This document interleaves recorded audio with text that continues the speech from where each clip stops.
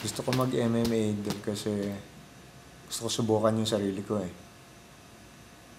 Noong November 15 last year, I turned 43 years old. Tapos looking back in my life, na-realize ko na failure ako. Hindi ako nakapagtapos ng college. Hindi ako natuloy ng PMA. Hindi ako makapaghawak ng trabaho. Realize ko nga na ever since kumbaga parang lagi ko maraming sinimula na mga magagandang panaginip, hindi ko natapos.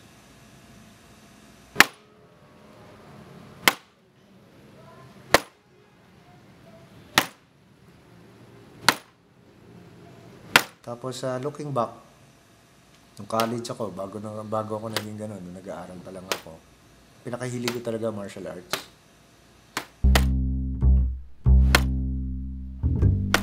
And I felt that I could be good at it. Yung mga kasama ko nga during the time na nag-black belt ako, marami sa kanila na national team na eh.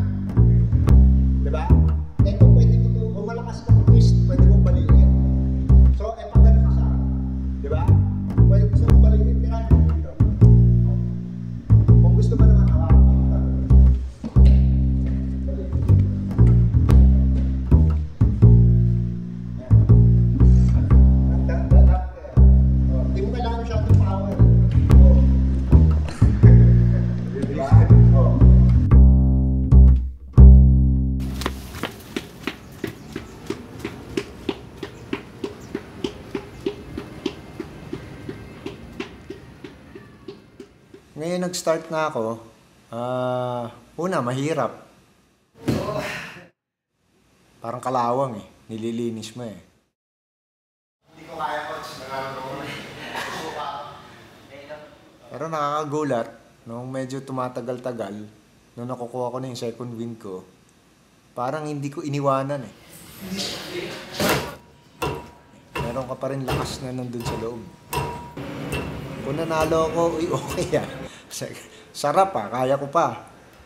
Walang katapusan, walang katapusan na natututo eh. Minsan, matatalo ka, hindi rin masama loob mo dahil, mas malakas siya eh, mas mabilis siya eh. Diba? So, palakas na lang ako, mabilis na lang ako. Ngayon ang tanong, ito ngayon ang masarap pag-isipan. Doon lumalabas yung creativity. Paano kung mas mabilis talaga siya? Paano kung mas malakas siya?